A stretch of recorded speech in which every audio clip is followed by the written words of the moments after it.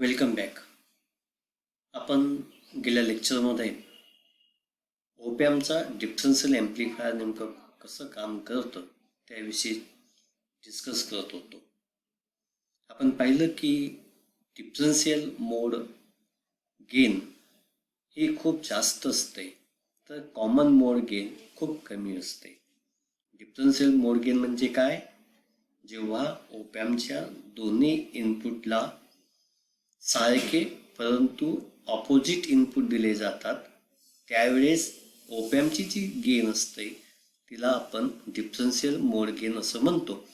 आणि common mode gain कुणाला म्हणायचं? ज्यावेळेस ओपॅम्पच्या दोन्ही इनपुट्सना सारखे तसेच एकाच फेजमध्ये इनपुट दिले जातात, त्यावेळच्या गेनला कॉमन मोड गेन असं म्हणतात. सामान्यतः सराउंडिंगचे जे नॉईज असतात किंवा नको असलेले जे सिग्नल असतात ते सगळे कॉमन मोड प्रकारचे सिग्नल असतात.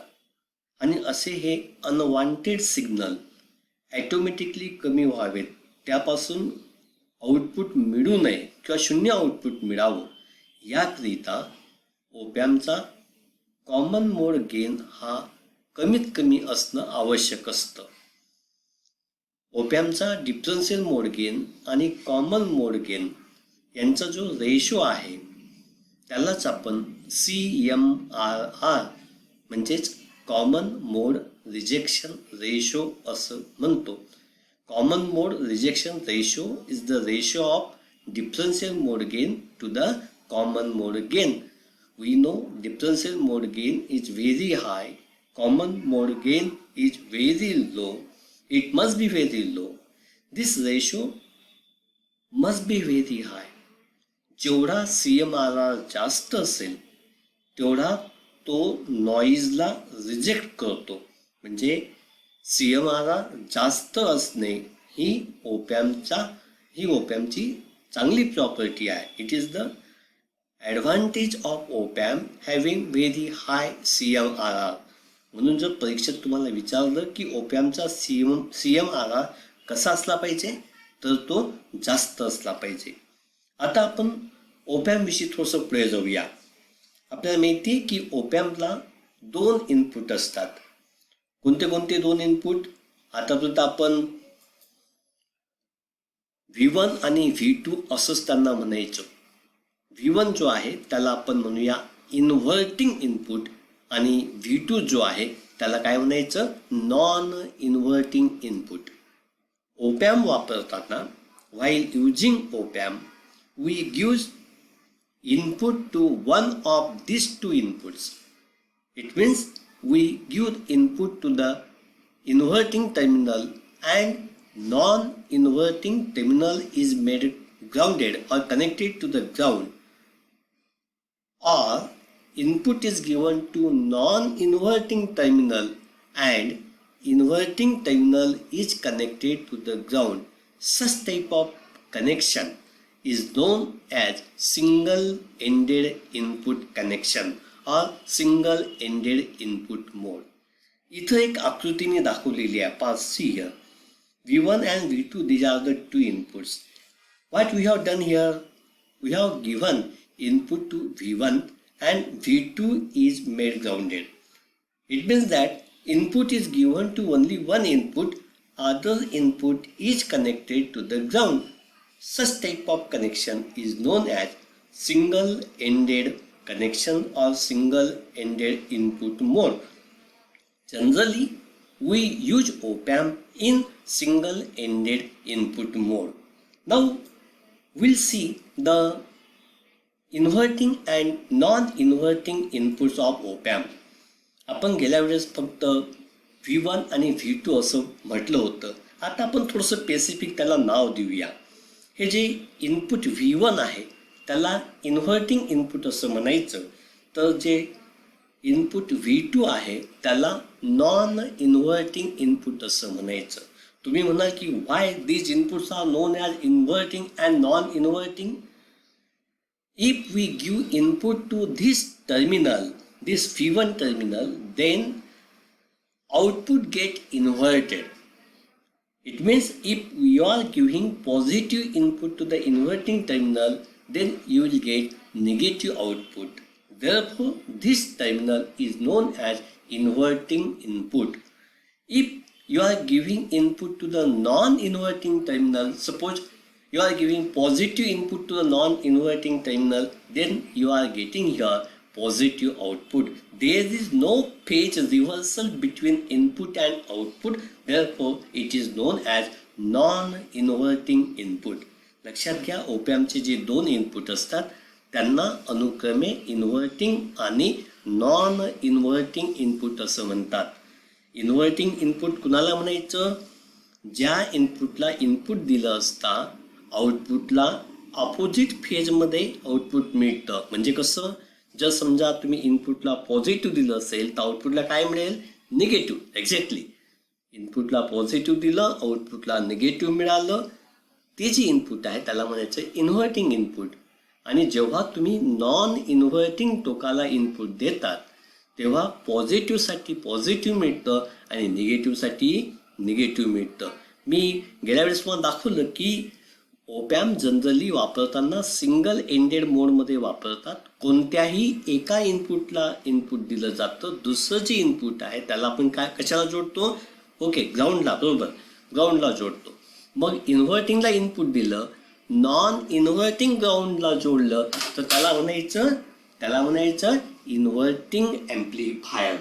जर तुम्ही नॉन इन्व्हर्टिंगला इनपुट दिलं आणि इन्व्हर्टिंग तुम्ही ग्राउंडला जोडलं तर त्याला काय म्हणायचं? Non inverting amplifier. समजतं मी काय सांगितलं? मग ओपॅम्पला कोणते कोणते दोन इनपुट असतात? Inverting and non inverting. पहा, इथं मी डिफरन्शियल ॲम्प्लिफायर घेऊन सुद्धा दाखवलेलं आहे. इथं पहा, V1 is inverting input, V2 is non inverting input. जेव्हा तुम्ही इन्व्हर्टिंगला पॉझिटिव्ह दिलं तर तुम्हाला आउटपुट कसं मिळतंय? पहा, निगेटिव्ह मिळत आहे. ही जी क्रिया इथं घडते इन्व्हर्शन ऑफ इनपुट, म्हणून त्याला आपण इन्व्हर्टिंग असं म्हणतो. नॉन इन्व्हर्टिंगमध्ये काय होतं बघा, याला आपण काय केलं, आता इन्व्हर्टिंग तो ग्राउंडला जोडलं, नॉन इन्व्हर्टिंगला आपण इनपुट दिलं, पॉझिटिव्हला आउटपुट काय मिळतंय? तुम्हाला पॉझिटिव्हच मिळतं आणि निगेटिव्हला निगेटिव्हच मिळतं. म्हणून हे जे टर्मिनल आहे त्याला आपण नॉन इन्व्हर्टिंग टर्मिनल असं म्हणतो. इनपुट इन्व्हर्टिंगला दिलं त्याला इन्व्हर्टिंग ॲम्प्लिफायर म्हणायचं, इनपुट जर नॉन इन्व्हर्टिंगला दिलं त्याला काय म्हणायचं? Non inverting amplifier. आता आपण थोडंसं त्याच्या ब्लॉक डायग्रामकडे जाऊया. पहा, ब्लॉक डायग्राम अभ्यासण्यापूर्वी त्याचा जो सिम्बॉल आहे ओपॅम्पचा तोही समजून घेऊया. This is the symbol of op amp. See here, this is inverting input, this one is non inverting input. मी मग पहिल्या लेक्चरमध्ये तुम्हाला सांगितलं होतं की ओपॅम्प हा ICच्या फॉर्ममध्ये आहे.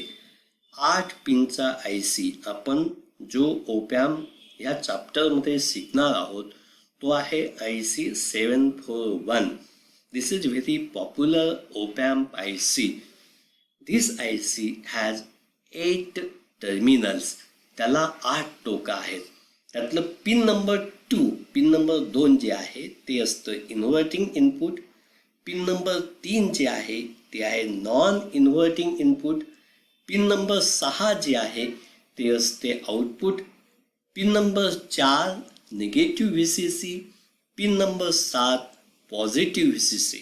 बाकीच्या पिन कशा असतील तेच आपण पिन कॉन्फिगरेशनमध्ये विचारलेलं आहे, दाखवलेलं आहे. परीक्षेत बघा 3 मार्कांसाठी तुम्हाला विचारलं जातं की IC 741 ओपॅम्प IC 741 ची पिन डायग्राम काढा. फक्त पिन डायग्राम काढायचं, त्याला लेबलिंग करायचं, तुम्हाला 3 मार्क्स मिळतात. लक्षात घ्या, 3 मार्कांचा प्रश्न आहे. You have to just draw the pin configuration of IC 741 and label it. You will get full credit, 3 marks. पहा किती पिन असतात त्याला? 8 पिन. पिनचे पिन नंबर कसे मोजायचे असतात? पहा, हे जे साईन आहे त्याच्या लेफ्ट साईडने 1 2 3 4 असं यायचं. 5 6 7 8 असं उलटं नाही यायचं. 1 2 3 4 5 6 7 8 असं नाही करायचं. किंवा 1 2 3 4 5 6 7 8 असं नाही करायचं. कसं? 1 2 3 4, 5, 6, 7 and 8. These are the 8 terminals of IC 741, that is op-amp IC. Pin number 2, आता मी मगाशी सांगितलं तुम्हाला, इन्व्हर्टिंग इनपुट.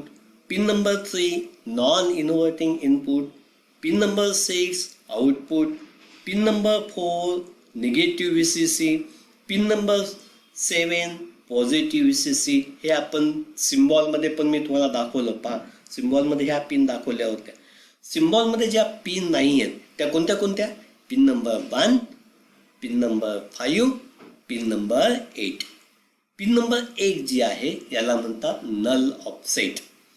पिन नंबर 5 जी आहे यालाही आपण नल ऑफसेट किंवा काही लोक त्याला ऑफसेट नल म्हणतात किंवा फक्त बॅलन्स असंही म्हणतात. आणि पिन नंबर 8 जी आहे ती नॉट कनेक्टेड. म्हणजेच काय? पिन नंबर 8 ला आपण कुठलंही कनेक्शन देत नाहीत. लक्षात आलं? IC 741 कुणाचा IC आहे? ओपॅम्पचा IC. त्याला किती पिन असतात? बरोबर, 8 पिन असतात. पिन नंबर 2 काय? Inverting input. Pin number 3, non inverting input. Pin number 6, output. Pin number 4, negative VCC. Pin number 7, positive VCC. Pin number 8, not connected. Very good. Pin number 8 is not connected. What is pin number 1 and 5? पिन number 1 and 5 are null offset. याचा उपयोग केव्हा, कुठं, कसा करतात? जेव्हा आपण ओपॅम्पचे पॅरामीटर्स शिकू, when we'll discuss about the parameters of op-amp, then I will tell you the details of your balance input, that is null offset pin number 1 and pin number 5. Okay, then op-amp is 8 pin IC. op-amp हा 8 पिनचा IC आहे. त्याचा symbol काढताना तुम्ही असा symbol काढायचा. Symbol काढताना diode सारखा नाही काढायचा, नाहीतर मुलं कशी काढतात एकदम डायोड सारखं, तसं नाही काढायचं. व्यवस्थित हा सिम्बॉल काढा. इन्व्हर्टिंग टोक जे असेल ते निगेटिव्ह साईनने दाखवा. नॉन इन्व्हर्टिंग टोक जे असेल ते पॉझिटिव्ह साईनने दाखवा. इन्व्हर्टिंग टोकाला पिन नंबर 2 असतं. नॉन इन्व्हर्टिंग टोक म्हणजे पिन नंबर 3 असतं. आउटपुट जे आहे ते आपण पिन नंबर 6 पासून घेतो. पिन नंबर 7 ला पॉझिटिव्ह VCC जोडायची असते. पिन नंबर 4 ला निगेटिव्ह VCC जोडायची असते. एवढे इम्पॉर्टंट कनेक्शन आहेत. 1 आणि 5 जे आहे नल ऑफसेट ते विशेष कामासाठीच आपण वापरतो. केव्हा वापरतात ते मी तुम्हाला पुढच्या लेक्चरमध्ये सांगेल. पिन नंबर 8 जो आहे तो तुमचा नॉट कनेक्टेड किंवा it is not in use, आपण त्याला वापरत नाही. अशा प्रकारे IC 741 किंवा तुमचा ओपॅम्प ICची पिन डायग्राम असते. परीक्षेच्या पॉईंट ऑफ व्ह्यूने आपण 3 मार्काचा टॉपिक मी तुम्हाला आत्ताच सांगितला की 741 किंवा IC ओपॅम्प ICची पिन कॉन्फिगरेशन कशी असते ते सांगा. ते तुम्हाला सांगता आलं पाहिजे. आता आपण इथं थोडासा ब्रेक घेऊ. पुढच्या लेक्चरमध्ये आपण ओपॅम्पची ब्लॉक डायग्राम अभ्यासू. ब्लॉक डायग्राम 4 किंवा 6 मार्कांसाठी परीक्षेत विचारली जाते. मला वाटतं या 2 किंवा 3 लेक्चर्समध्ये तुम्हाला ओपॅम्प नेमकं काय असतं ते समजलं असेल. ओपॅम्पमध्ये आपण नेमकं काय काय अभ्यासणार आहोत ते तुमच्या लक्षात येत असेल. ओपॅम्प हा high gain direct couple differential amplifier आहे. ओपॅम्पमध्ये ओपॅम्पसाठी आपण IC वापरतो. हा जो IC आहे तो पिन नंबर, त्याला 8 पिन असतात. त्याला IC 741 हा त्याचं नाव आहे. 741 हा पॉप्युलर ओपॅम्प IC आहे. बऱ्याच मोठ्या प्रमाणात वापरला जातो. आणि याच्यामध्ये पिन नंबर 2, पिन नंबर 3 हे इनपुटचे टोक असतात. पिन नंबर 6 हे आउटपुटचं टोक असतं. एवढं थोडंसं रिवाईज करा. पुढच्या लेक्चरमध्ये आपण ओपॅम्पच्या ब्लॉक डायग्रामकडे जाऊ आणि खऱ्या अर्थाने ओपॅम्प आपला सुरू होईल. तोपर्यंत आपण थोडासा जे झालेलं आहे त्याचा अभ्यास करूया. थोडंसं त्याचा वाचन करा. पुस्तकं असतील तर पुस्तकं पहा, नाहीतर मी जे इथं व्हिडिओमध्ये दाखवलेले काही पेजेस आहेत त्या फिगर डायग्राम पहा, म्हणजे थोडंफार तुम्हाला लक्षात येईल. बाकीचं आपण पुढच्या लेक्चरला पाहूया. Okay, thank you.